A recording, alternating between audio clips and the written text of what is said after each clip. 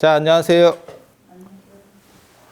오늘은 집안에 이제 불상이나 이런 뭐 보살상이나 이런 분들을 좀 모시면 어떠냐, 어떤 분이 그런 걸 물어보셔가지고 그와 관련된 이야기들을 해드릴 생각입니다. 실제로 댓글에 여러 가지 얘기들을 물어보시는 분들이 있는데 대부분 제가 전에 관련된 영상들을 만들어 놓은 게 있어요. 그러니까 그런 것들은 채택하지 않고 그 다음에 좀 새로운 거 전에 얘기된 게 없었던 것들이면 가능하면 설명도 해드리고 이렇게 할 생각도 있습니다. 아무튼 그런 얘기들은 굉장히 많아요. 절에 다니시는 분들 중에 집안에다가 이렇게 뭘 불상이나 안 그러면 보살상이나 그 다음에 안 그러면 뭐 그림 같은 경우를 그려놓으면 된다 안 된다 뭐 말들도 많고 어떤 경우에는 사람에 따라서는 나중에 절로 갖고 오는 경우도 있고 많습니다. 그래서 그런 것들을 좀 정리를 해달라라는 얘기가 있어서 얘기를 해드리려고 합니다. 우리 전통적으로 지금은 우리가 문화가 어느 정도 발전해서 이제 돌발이 상대적으로 굉장히 적어진 상황이에요. 예전에는 돌발이 많았죠. 그러니까 쉽게 사람들이 죽고 어떤 일인지 그 인과를 파악하지 못하는 돌발이 굉장히 많았습니다. 지금으로 보면 그게 어려운 거는 아니에요. 그러니까는 뭐 감기 걸려서 폐렴이 돼서 제대로 처리 못해서 죽었다. 안 그러면 어떤 거는 바이러스고 어떤 거는 세균이고 어떤 거는 무슨 뭐 파상풍으로 해서 어떻게 됐다. 이게 납득할 수 있는데 예전에는 그걸 납득을 못했어요. 그리고 병을 지금은 병하고 운하고 이런 것은 다르다고 봤지만 예전에는 병하고 운 이런 것은 다 같은 계열이에요. 그러니까 복이나 운이나 그 다음에 병이나 이런 것들은 다 같은 계열이라서 그래서 무당이 구슬하는 것도 운을 좋게 하는 경우도 있고 그 다음에 나쁜 걸 쳐내는 것도 있고 그리고 질병 같은 거를 물리치는 경우도 있고 그래서 그게 같이 가는 거예요. 근데 무당만 그런 게 아니고 실제로 약사여래불 같은 경우도 그 내용을 보면 그냥 질병만 치료하는 게 아니고 운도 좋게 하고 그다음에 복도 주고 이렇게. 그러니까 옛날 사람들이 이걸 다 같은 개념으로 본 거예요. 이걸 구분을 못 했습니다. 정확하게 말하면.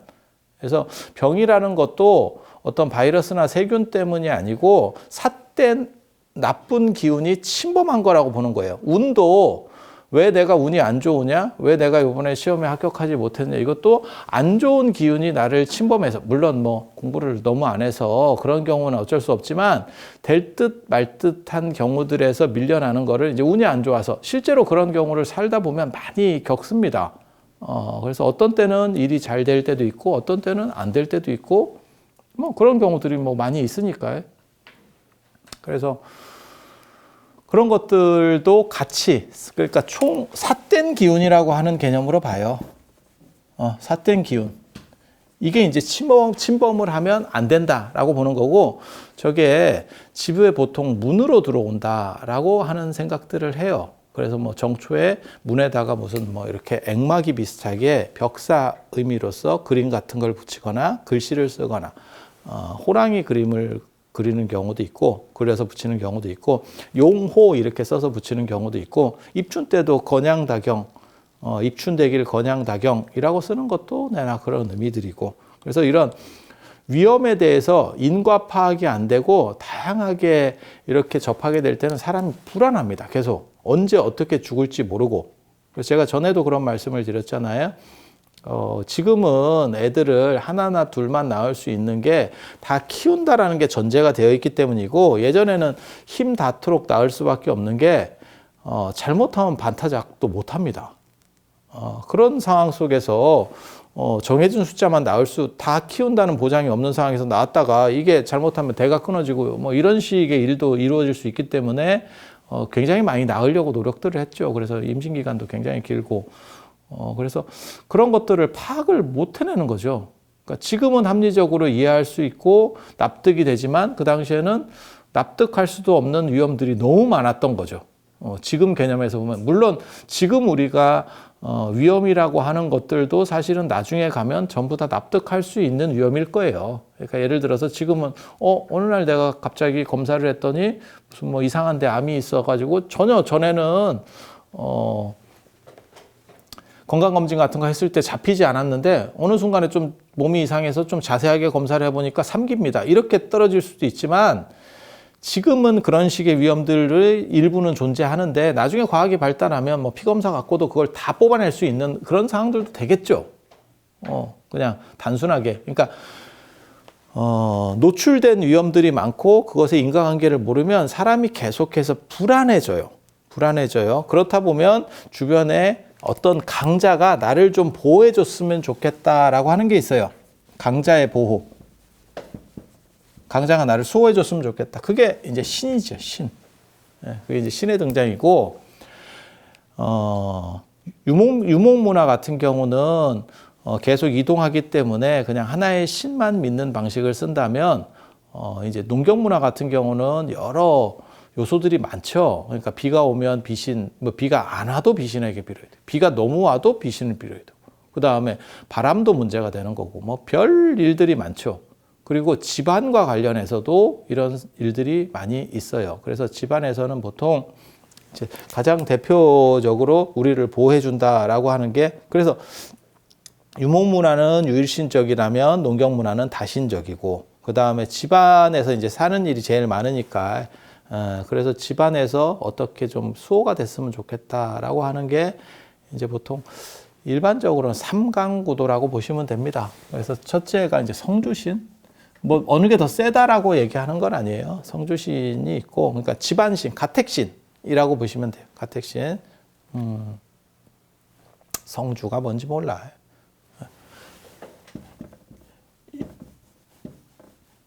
이렇게 성주를 쓰면 성의 주인 뭐 이런 식으로, 그래서 대장이다라고 하는 의미도 되고, 그 다음에 이게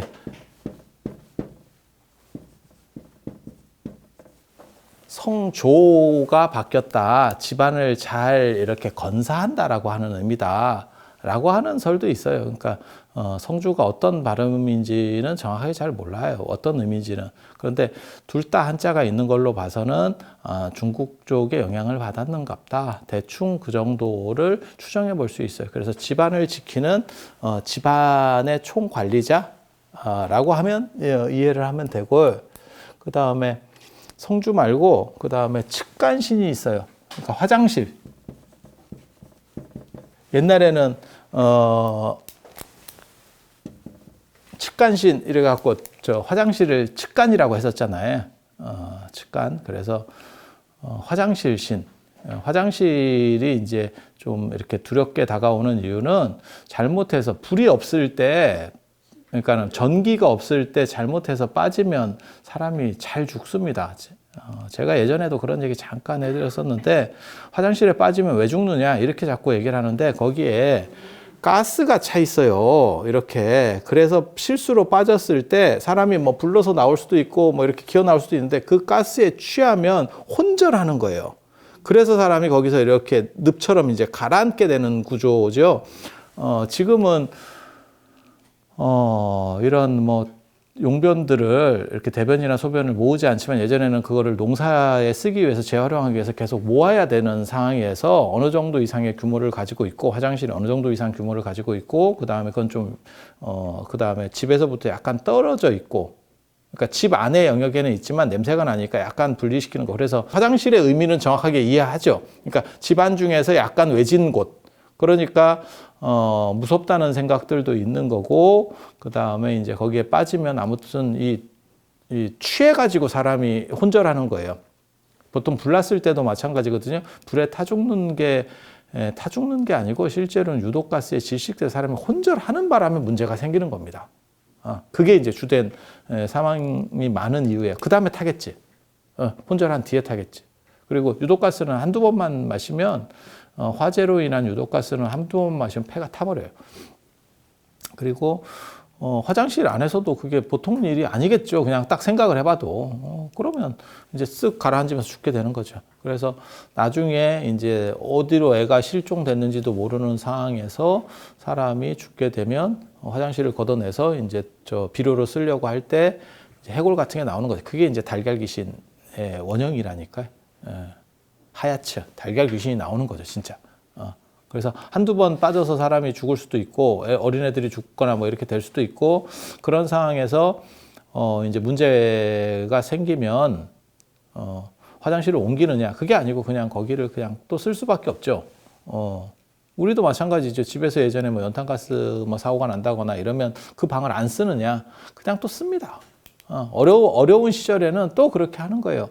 그렇게 하면 이제 무섭게 되겠죠. 공포가 되죠. 그래서, 게다가 이제 화장실에 빠져서 살아나도 그 이제 감염으로 인해서 죽는 경우들도 있었던 것 같아요. 그래서, 사람이 화장실에 빠져서 문제가 되면 어떤 일들을 했냐면 예전에 시루떡을 해서 팥떡을 해서 벽사죠. 그러니까 붉은 팥을 이용해서 개의 액을 막아내는 거죠. 그래서 시루떡을 해서 이렇게 떡을 해서 돌리면서 고사 때도 마찬가지고 다 마찬가지예요. 그게 빨간 팥떡을 한다는 거는 삿된 귀신들을 쫓아낸다. 나쁜 거를 쫓아낸다. 내가 이거 지금 이거에 삿된 기운을 쫓아낸다.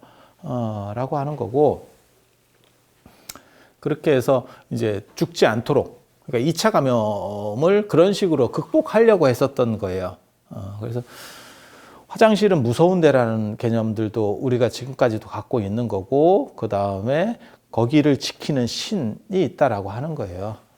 그건 이제 약간 공포의 대상이죠. 이게 이제 보호의 대상이면 이쪽은 약간 공포의 대상으로서 작용을 하는 거고, 이런 이야기들은 뭐 많죠. 뭐 빨간 유리주가, 파란 유리주가부터 시작해서.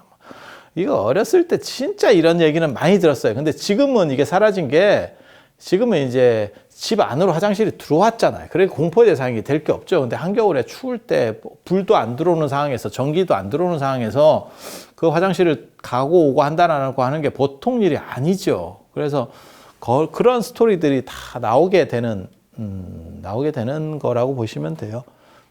그리고 또 한 가지가 이제 불신이죠. 불신. 이제 이게 뭐 불 꺼트리면 뭐 난리가 나는 거니까. 불 꺼트리면 난리가 나는 거니까요. 그래서 불씨를 잘 지키는 게 며느리의 덕목 중에 하나죠. 불과 물을 잘 관리하는 게 며느리의 덕목 중에 하나고 이건 굉장히 큰 일이죠. 불씨를 꺼트리거나 이러면 진짜 뭐 소방 맞을 정도로. 그래서 불이라고 하는 게 확 일어나서 집안을 살린다라고 하는 것도 있지만 그런 개념도 있어요. 그래서 지금은 그렇지 않지만 예전에 개업하고 이러면 성냥 같은 거를 이제 이렇게 선물로 했었고, 그게 불처럼 일어나라고 하는 거고, 그 다음에 나중에는 하이타이 나왔을 때는 거품 이렇게 일어나라 그래서 하이타이. 근데 요즘은 이제 거품이 일어나는 건 안 좋은 거다. 이렇게 해서 거품 안 일어나는 세제를 또 쓰니까, 요즘은 세제를 선물하면 잘 안 될 것 같고, 그 다음 화장지는 뭐 일이 잘 풀려라, 뭐 이렇게 이런 별로 쓸모없는 얘기들 같은 거. 근데 불은 약간 달라요. 그게 삿된 것도 쫓고 일어난다라고 하는 이종 구조입니다. 그러니까 뭐 휴지처럼 잘 풀려라.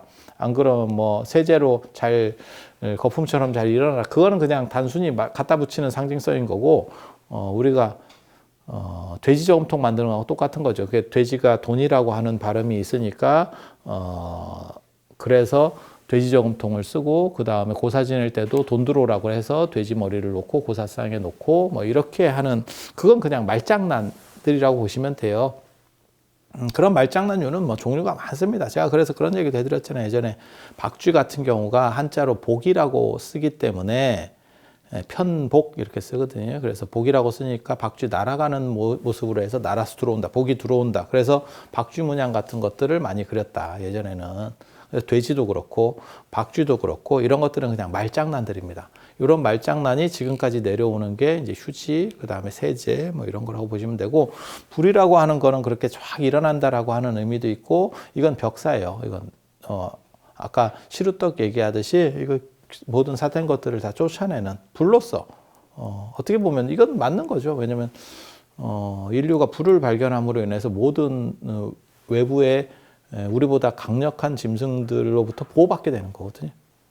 보호받게 되는 거거든요. 그래서 이 불이 있고, 그 다음에 이 불은 예전에는 함부로 꺼트리면 이게 뭐 집안에서 얻으러 가야 되고, 옆집으로 얻으러 가야 되고, 이건 굉장한 수치로 여겼었죠. 그리고 그게 단순히 수치만 아니고 집안에 불이 꺼졌다라고 하는 게 뭐냐면 불편하다의 의미가 아니고 그 집안이 망했다라고 하는 상징성도 있어요. 그래서 그게 이제 대로 하면서 어른들 같으면 난리가 나는 거예요. 며느리가 불을 꺼먹었다 이러면 그 집은 진짜 잘못하면 소박까지도 당하는, 무슨 말이 되냐라고 할지 모르지만 아니 사실이에요, 사실. 그 당시 사람들은 그렇게 생각한 거예요. 그리고 불을 관리를 조금만 잘못하면 초가집일 경우에는 한 마을 전체가 탑니다. 이거는 뭐 초가에서는 지붕에서 지붕으로 막 날아다니는 거예요, 불이. 그래서 한 마을이 다 타기 때문에 이거는 최대한 경계를 해야 되고, 그래서 부뚜막 신앙이라고 하는 게 있고, 그 부뚜막이 아궁리죠. 아궁리는 인도에서 아그니. 인도의 불의 신이 아그니예요. 히랍 신화에서 불을 갖다 주는 사람은 프로메테우스라고 하면 인도 불의 신을 아그니라고 합니다. 그래서 그 인도 신적인 요소가 들어와서 아궁리까지. 이거는 지금 거의 중국식이라고 보면 되고, 이건 중국식 개념이 들어왔겠다라고 추정을 해볼 수가 있고, 한자가 너무 뚜렷하게 있기 때문에 이쪽은 인도 겁니다. 인도 겁니다. 그리고 인도 같은 경우도 집을 지키는, 이게 이제 3명의 집을 지키는 어떻게 보면 가장 강력한 신들이라고 보면 돼요. 그리고 인도도 집을 지키는 신의 구조가 있어요. 근데 인도에는 불신이라고 하는 게 별게 없고, 우리하고 달라요. 우리는 취사열을 난방열로 쓰기 때문에 취사 때 발생하는 열을 다시 난방으로 추운 기울에서 그렇게 쓰기 때문에 부엌이 집 안으로 들어오고, 그 다음에 일반 집의 방보다 한 단위 낮고, 그래서 열이 올라가는 구조로 이렇게 만들어 있어요. 그래서 부엌댁이라든지 뭐 부엌에서 밥을 먹는다든지 이러면 굉장히 천하게 여기는 겁니다. 한 단위 낮기 때문에.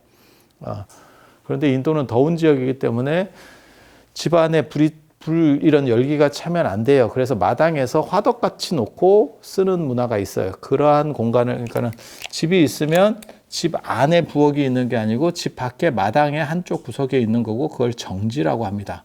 깨끗한 땅, 그건 잘 관리해야 된다. 라고 하는 정도의 의미로, 그래서 열을 밖에서 취사를 하면서 날리는 구조예요. 집 안으로 못 들어오게. 이게 이제 집이면. 우리 식하고는 좀 반대죠. 그래서 이 불신에 대한 위상이 낮아요. 낮고, 인도는 뭐 어떤 신이 최고로 이제 집안을 잘 다스린다라고 하면, 이제 집안에서 제일 중요한 신이라고 얘기를 하면, 문지방 신입니다. 그래서 문턱을 밟지 말라. 문의 그 중앙, 문턱이 뭔지 아시죠? 요즘은 문지방 신도 없어. 이유가 뭐냐면 청소기 돌리고 이럴 때 편하려고 문지방 자체가 아파트, 요즘 만드는 아파트 보면 그냥 막 다 이렇게 밀고 댕기고 이렇게 하는 거죠. 그런데 문지방, 거기에 이제 신이 산다라고 하는 거죠. 그래서 그게 이제 인도식 전통이고, 인도의 성주신은 거기 사는 거예요. 인도의 성주신은 거기 사는 거예요. 그렇다 보니까 그 문화가 불교를 타고 우리나라에 들어와서 이 아궁리 들어오듯이 이렇게 들어와서 지금까지 남아있는 게, 문지방을 밟으면 재수가 없다. 아니면 문지방을 밟으면 복이 달아난다. 라고 하는 게 여기서 나오는 문화 구조라고 보시면 돼요. 그러니까 불교적인 사고로 들어오긴 들어왔지만 이것은 정착했고, 그것은 정착을 못한 겁니다. 그건 정확하게 정착을 못한 거예요. 정확하게 정착 못한 거는 이러한 신들이 있었기 때문에. 특히 불신이 나중에 이제 또 뭐 올라가서 옥황상제한테 뭐 꼬바른다 뭐 이런 얘기도 있어요. 그게 또 경신일 날 뭐 꼬바른다 그래서 경신일에는 날을 세고 뭐 이런 풍습들도 예전에 있었습니다. 철야하는 풍습이 있었어요. 경신일은 뭐냐면, 우리가 이 달력에 보면 달력에 간지들이 쭉 쓰여 있어요. 그 중에서 경신일이라고 하는 이 경신날에 이 부뚜막신이 올라가서 하늘에 올라가서 옥황상제한테 꼬발른대요. 참고로 말씀드리면 옥황상제는 송나라 때 나오는 하느님 이름이에요. 그 전에는 제천 이렇게 썼었고, 옥황상제 우리가 듣는 그거는 송나라 때부터 나오는 구조거든요. 그래서 그런 정도 생각하시면 되고, 이 외에도 또 있습니다. 농경사회에는 워낙 다신적인 조건이기 때문에 또 있습니다. 그게 뭐냐면 신성시 여기는 곳이 장독대. 장독대는 보통 집의 북쪽에 위치하는 경우들이 있습니다. 정북은 아니고 북쪽에서 한쪽으로 치우친 정도에서 위치합니다. 제 말이 뭐 100% 맞아요. 제 말이 100% 맞아요. 그래서 그 장독대를 이렇게 잘 모시고 장독대에 치성 드리고 이런 것들이 있습니다. 그거는 장 쪽에서 문제가, 우리는 농경문화이기 때문에, 농경문화고 이게 추운 기후대라서 저장 음식을 쓸 수밖에 없거든요. 그래서 겨울에 장에 문제가 생기면 겨울을 나기가 굉장히 어렵습니다. 겨울을 나기가 어려워요. 그래서 장독대를 신성하게 여기고, 예전에는 어른들 같은 경우는 아침에 일어나서 장독을 다 이렇게 닦는 것도 있었어요. 굳이 불필요할 것 같은 거를 계속 이렇게 닦아야 그래. 뺀질뺀질하게 하는, 이 솥도 진짜 예전 어른들 보면 거의 기름 바른 듯이 뺀질뺀질하게 닦아요. 아니, 맞다니까요. 제 말이 다 맞다니까요. 장독도 그렇게 닦았었어요. 그래서 장독에 대한 신성함이라고 하는 게 있어요. 그거는 사실 장에 대한 신성함이에요. 그러니까 장독에 대한 신성함이 아니고, 장이 있는 곳, 그러니까는 이 장독들이 있는 이 장독대 쪽에 이것들이 이제 상하게 되면 안 되는 거죠. 그래서 이거를 최대한 잘 관리하는 게 주부의 임무 중에 하나고, 그래서 여기를 아예 신성한 공간으로 이 장독대를 만들어 버리는 거예요. 그래서 여기가 신성하다라고 생각하니까 나중에 여기서 치성을 드리는 경우도 있고, 하지만 장독대에 치성 드리는 건 별게 안 됩니다. 가놓고 얘기하면 그거는 별로 안 맞는 거고, 원래 치성, 이렇게 물 떠놓고 치성 드리고 이런 거 있었잖아요. 뭐 정한수 떠놓고 이렇게 치성, 그거는 남쪽이나 동쪽을 보고 해야 돼요. 원래는 남쪽이나 동쪽. 그거는 방위숭배입니다. 남쪽은 이제 남향이라고 하는 게 뭘 의미하는 거냐면 양명한 기운, 양명한 기운. 왜 이 장독대 보고 하면 안 되냐면, 이거는 북향을 보고 해야 돼요. 북향을 보고 하는 것은 그거는 이런 숭배 구조에서는 올바르지 않습니다.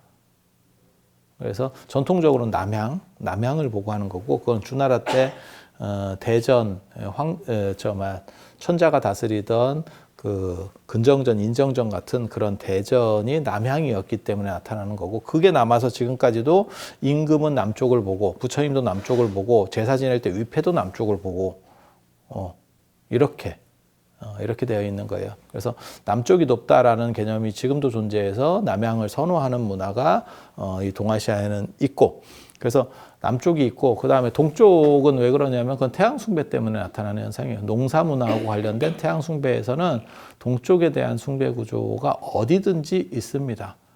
그래서 요 세 개를 필두로 해서 장독대도 있고, 그 다음에 남쪽도 있고, 동쪽도 있고, 이게 뭐 복잡해요. 굉장히 많아요. 굉장히 많아요.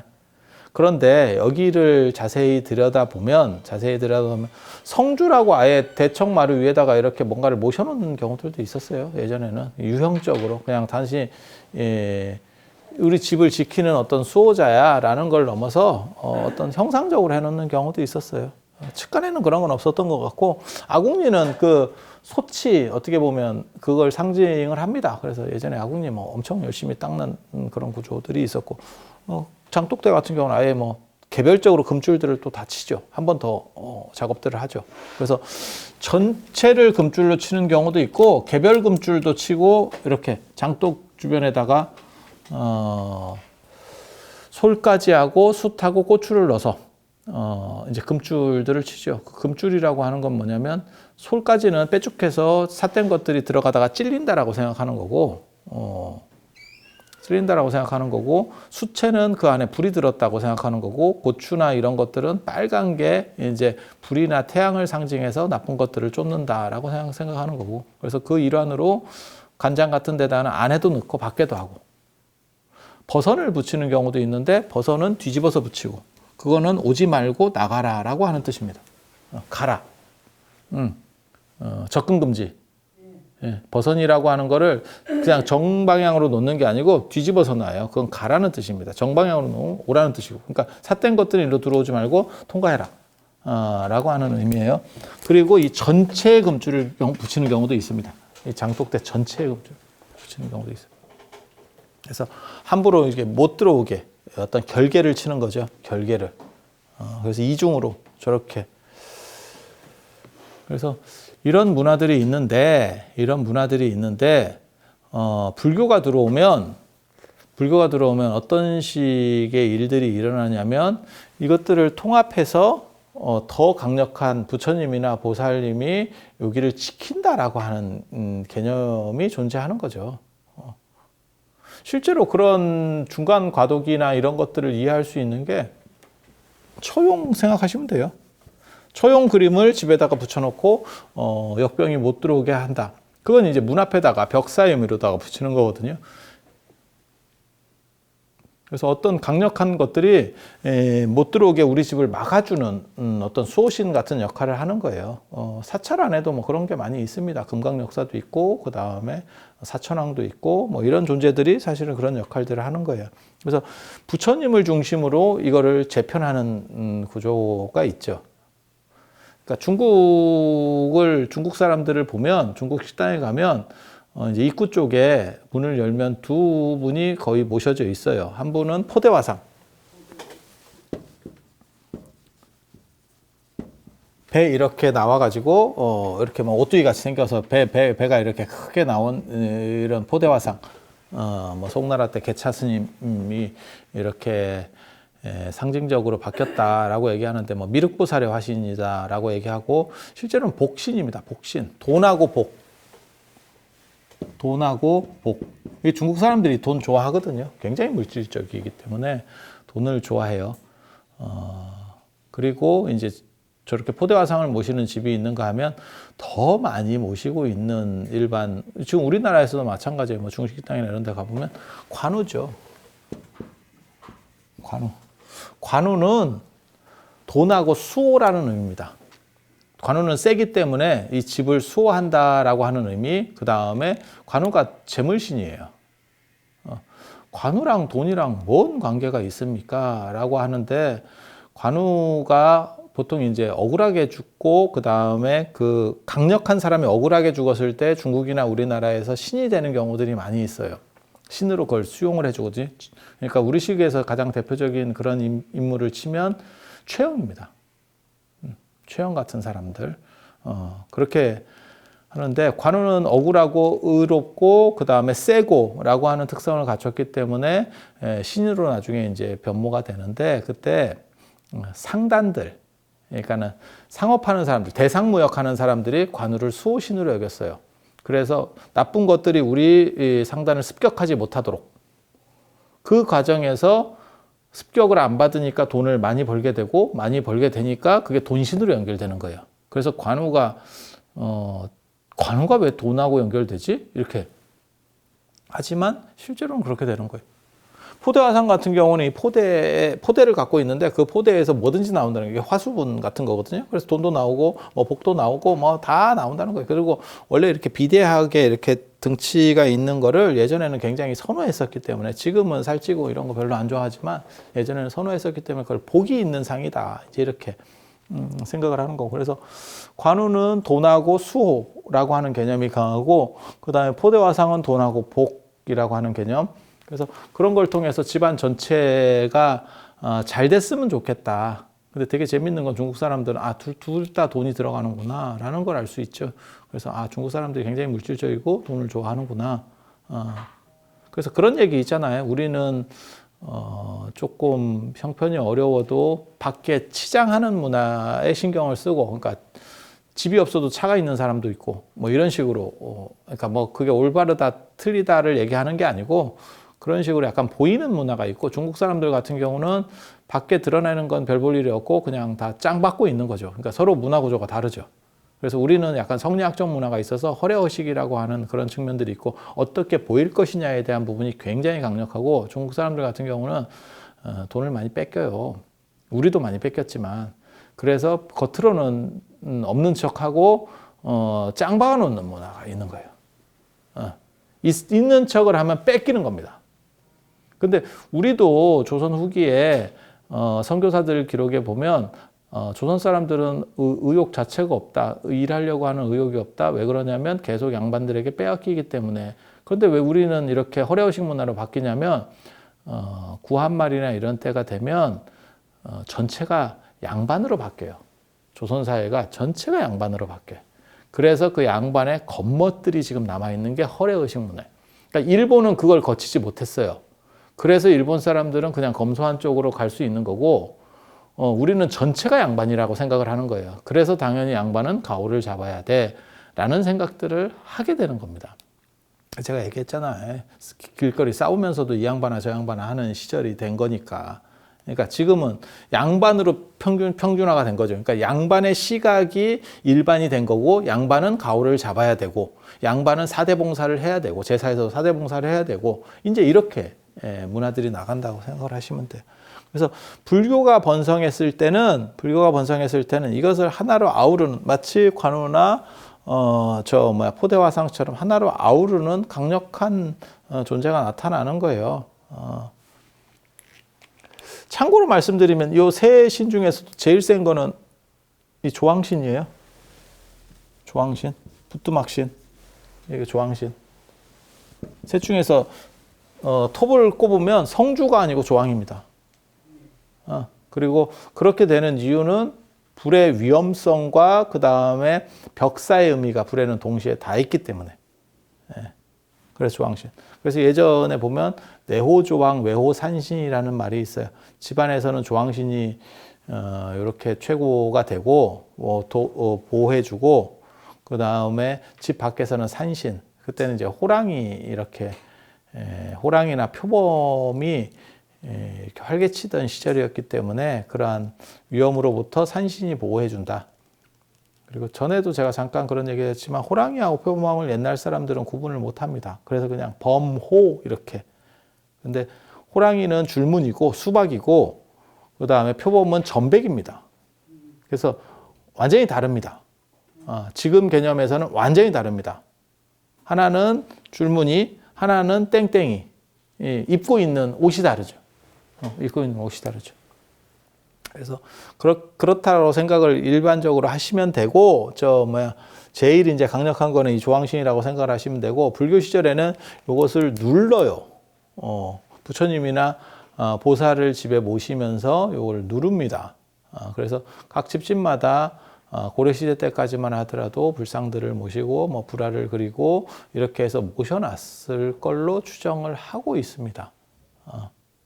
그리고 불상보다는 아마 그림 형태가 더 많지 않았겠나 생각을 해요. 왜냐하면 불상을 모신다는 거는 이게 쉽게 말해서 경제적으로 가난한 사람은 불상을 모실 수가 없어요. 경제적 이유 때문에.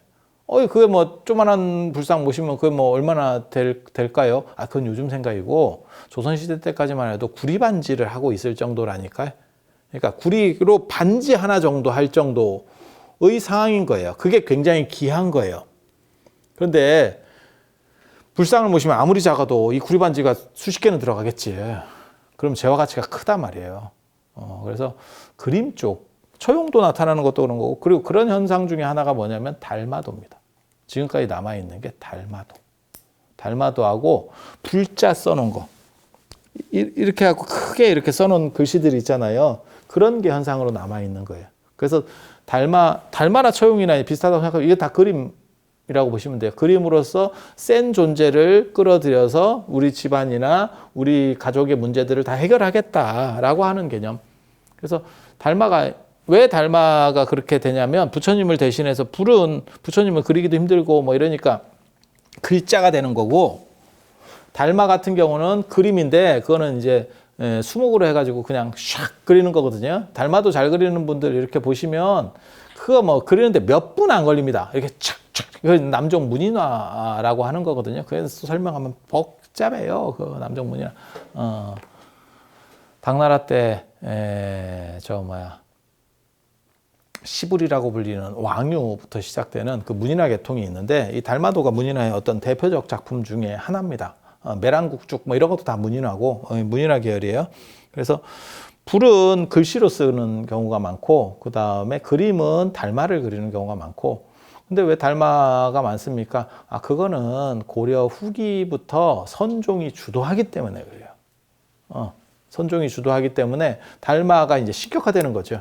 마치 사명당이 임진왜란 때 어떤 활약을 하면서 조선 후기에 이르면 사명당이 어떤 막 이렇게 신통부리고 뭐 이런 얘기들이 많이 나오거든요. 그런 것처럼 달마가 이제 대표적으로 저렇게 뭐라 할까 신격화되면서 그래서 지금까지도 남아 있는 게 저는 처용하고도 어느 정도 합쳐졌을 거라는 생각을 합니다. 사실은 처용하고도 스팝됐을 거라고 생각을 해요.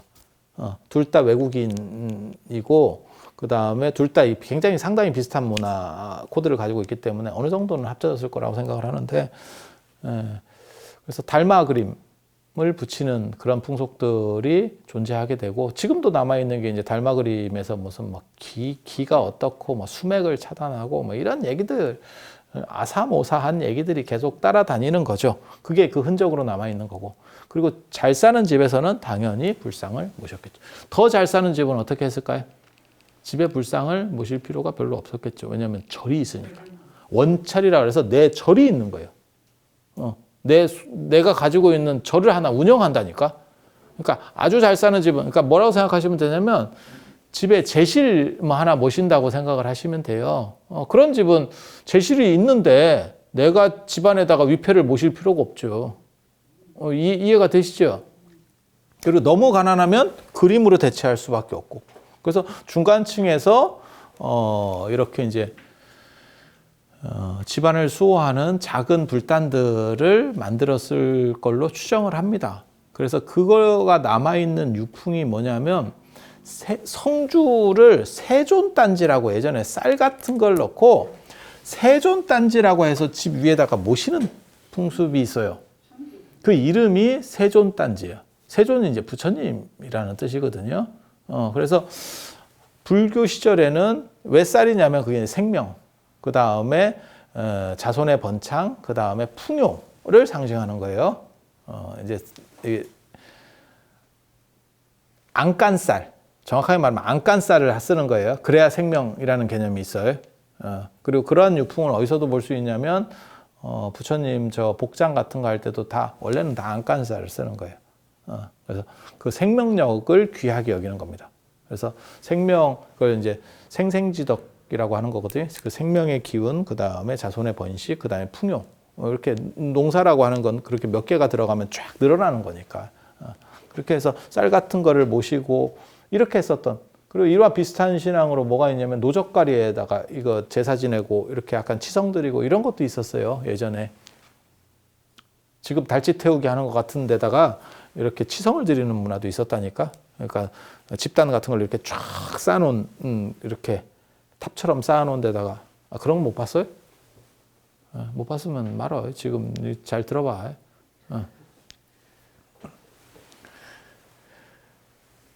그래서 그런 식의 구조들을 이런 거를 다 통합하고 불상이나 안 그러면 보살상이나 안 그러면 밀교 같은 영향을 받았으면 부동명왕이나 이런 명왕들이 단을 만들어서 이렇게 집안을 수호하고 어떤 위치 그러니까 아예 단을 만들어서 집에다가 아예 단을 절처럼 단을 만들어서 가설하는 경우도 있었을 거고 이렇게 단이 있었던 경우도 있을 거고 안 그러면 벽에다가 이렇게 딱 돋아나게 딱 해가지고 그 위에서 딱 모셔놓고 이런 상황들이 있었을 겁니다. 그리고 그런 유풍들은 일본이나 중국 가면 아직도 남아 있어요.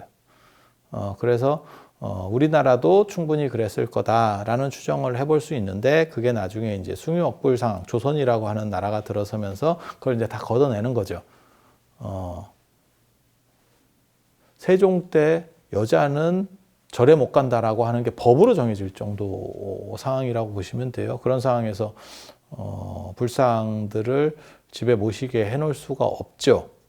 그래서 아마 다 걷어냈을 거고 제가 그래서 그런 얘기 했잖아요. 돌 붙여 코 갈아 먹으면 아들 난다. 이게 코가 남자의 뭐 거시기를 상징하고 뭐 배꼽이 여자의 뭘 상징하고 이래서 예전에는 배꼽 노출이라는 게 불가능했었거든요. 가슴 노출은 가능해도 배꼽 노출은 불가능했습니다. 조선 후기 상황 얘기하는 거예요. 근데 요즘은 뭐 배꼽은 내놓고 가슴은 안 내놓는 상황이 된 거고 이제 또 바뀐 거고 그런데 코가 뭘 이게 뭐 거시기를 상징한다 뭐 이래갖고 그 코를 갈아 먹으면 그게 이제 돌아온다는 거죠. 근데 그런 것도 있지만 그걸 일부러 유교에서 퍼뜨렸다라는 얘기도 있습니다. 조선 천지에 있었던 그 당시 이제 조선이 인수하던 고려라고 하는 왕조에서 너무 많은 불상들이 있으니까 그렇게 얘기를 퍼뜨려서 남아선호 사상이 유행할 때 그렇게 퍼뜨려 놓으면 다 코를 쫀다는 거죠. 모든 애 낳고 싶은 아들 낳고 싶은 사람들이 가서 자발적으로 쫀다는 거죠. 근데 코가 무너지면 이제 불상 상호 자체가 다 무너지니까 그렇게 해서 숭유억불 기조를 이제 여러 가지 기제들을 써서 만들어 가는 거죠. 그리고 그러한 방법들 중에 하나로 안에 있는 것들을 전부 다 걷어내는 거죠. 그러면서 뭐라고 얘기하는 거냐면 이제 수호한다라는 개념으로 놓는 게 아니고 부처님이 같이 계시는 공간에 네가 어떻게 살래? 이제 부담이 된다라고 하는 개념으로 바꿔버리는 거죠. 야, 그거 부담되지 않냐?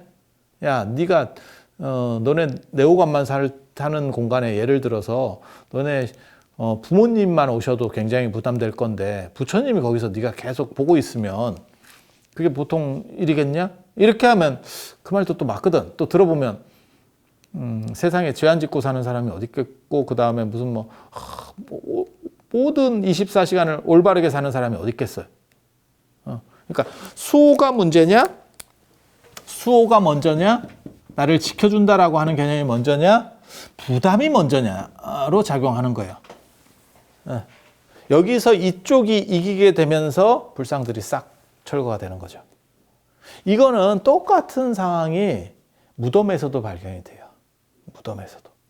그러니까 고려시대 때까지는 사찰의 부도도 마찬가지예요. 절 안에도 있어요. 그 다음에 신라시대 때 경주의 왕릉들 보면 다 도시 안에 있거든요. 그건 뭐냐면 수호라는 의미를 먼저 주는 겁니다. 그러니까 여러분도 생각해 보세요. 아버님이나 어머니가 돌아가셨어. 그런데 그거를 집안에다가 모시는 분도 저는 봤거든요. 이렇게 구슬같이 만들어서 집안에서 모시는, 그건 이제 수호의 의미를 굉장히 그 사람은 크게 보는 거죠. 근데 그분은 수호의 의미일지 몰라도 다른 사람이 잘 관계성이 없는 사람이 가면 무섭죠. 그렇지 않을까요? 그렇게 되는 거예요.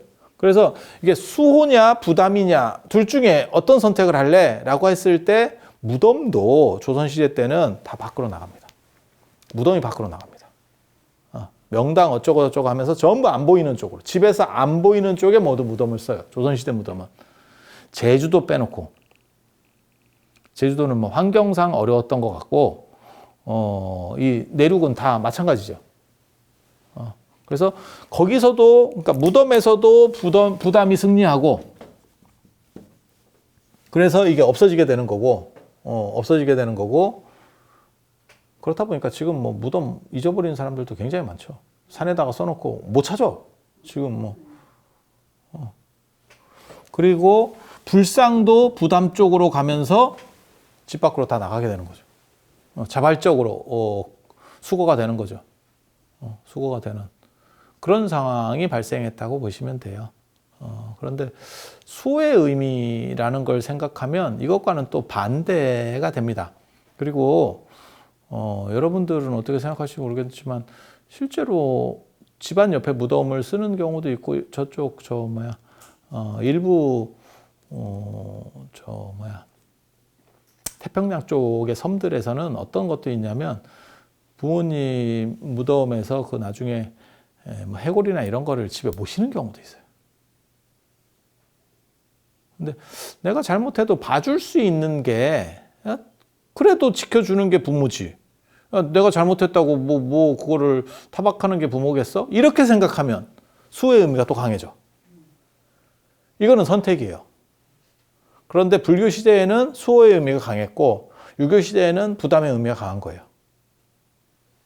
부담의 의미가 강한 거예요. 그리고 그 사람들이 자발적으로 그것을 토해내게 하기 위해서는 존경하는 대상을 어떻게 집안에 함부로 모실 수 있어? 라고 설득을 한 거죠. 그래서 전부 없어지는 거고, 오늘날 같은 경우는 사실은 지금은 이제 상황들이 바뀌었고, 그 다음에 예전같이 한 공간 안에 불상도 모시고, 자기도 해야 되고, 가족이 막 오골오골 이렇게 사는 그런 시절이 아니잖아요, 지금은. 그러니까는 뭐, 예를 들어서 거실에다가 거실이 예전으로 말하면 대청마루입니다. 마루는 으뜸이다라는 뜻이고, 그래서 거기가 가장 신령한 공간이거든요.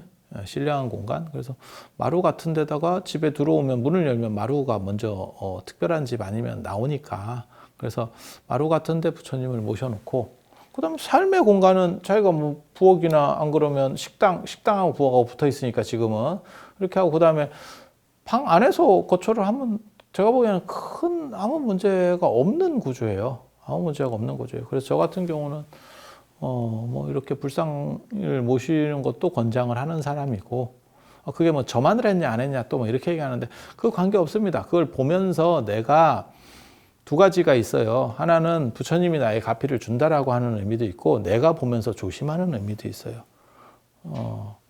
오늘 아침에 제 아는 선생님이 저한테 뭐 어떤 얘기를 하시면서 조심해서 뭘 하시라고 이러더라고. 근데 그 비유를 뭘로 들었냐면, 나 그 비유 처음 들었거든. 얼음에 박 밀듯이 하래. 야, 나 희한한 표현 들었네. 바가지 할 때 박을 얼음에다가 민다라는 거예요. 얼음 위에서. 얼음도 미끄럽고 박도 미끄럽거든. 그거 조금만 하면, 생각을 해보면 되게 웃겨. 야, 이게 홀라당 할 것 같은데 그러면서 깨지겠지. 그렇게 안 하려면 조심조심 하라는 거예요. 어떻게 보면 경의 사상이 공경한다라고 하는 그 경의 사상이지, 경의 사상. 그래서 거실이나 이런 데 부처님이나 안 그러면 뭐 보살이나 이런 상들을 모셔놓고, 안 그러면 그게 그러면 뭐 금강저라도 이렇게 하나 모셔놓고 보면 내가 스스로 조심하는 문제도 있다니까. 그러니까 두 가지 효과가 있는 거예요. 그 가피라고 하는 그쪽에서 오는 효과도 있고, 내가 스스로 조심하는 것도 있고. 예를 들면 여러분도 그렇게 써놓은 집들 제가 봤는데, 우리 집이 그래요. 저희 어머니가 그렇게 써놨더라고요. 가스레인지 그 위에 뭐 불조심 이렇게 써놨더라고요.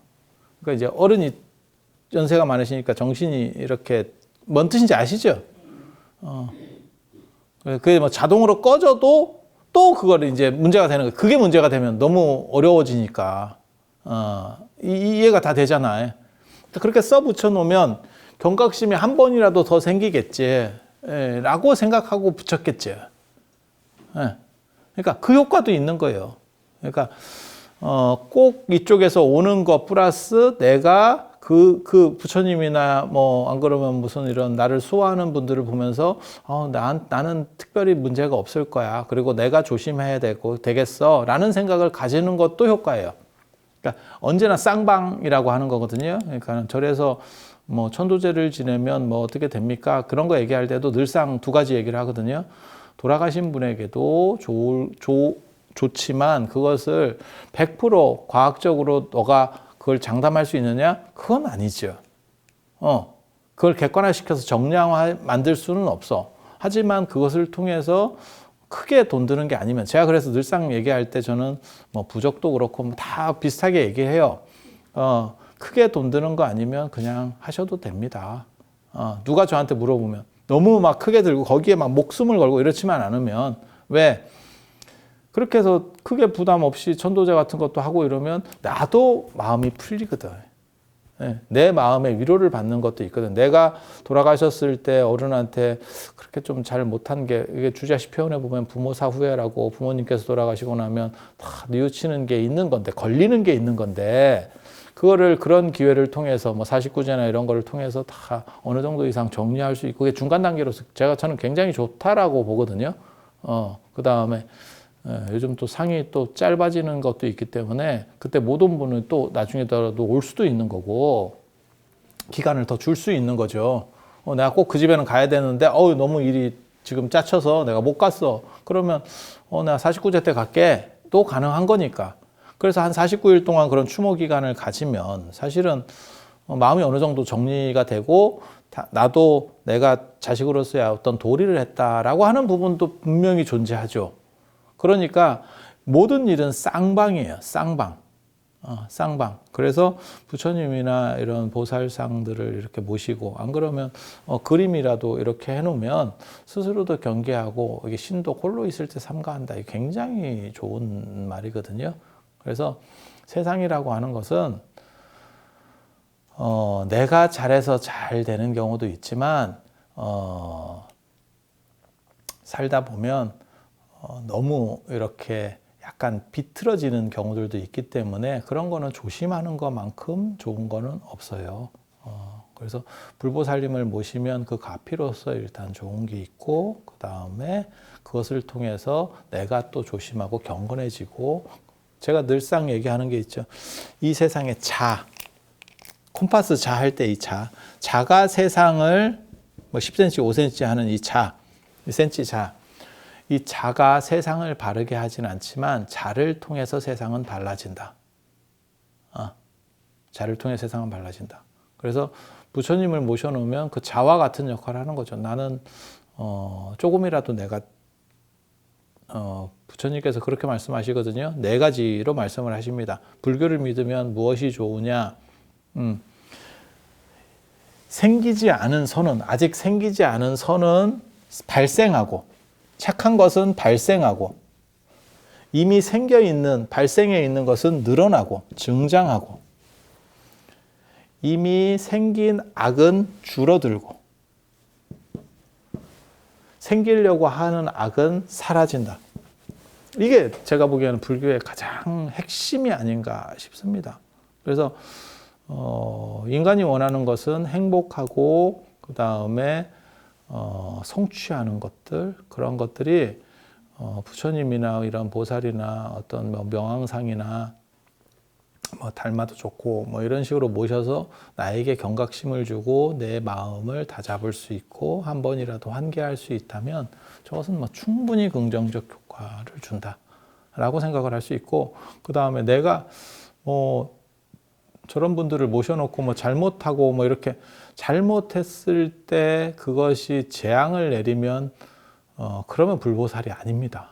잘못을 감싸줄 수 있는 거죠. 부모도 항차 그런데 불보살이 그렇게 해서는 안 되겠죠. 그리고 사람이 평생 올바르게 살 수 있어요? 그런 식으로 살 수는 없어요.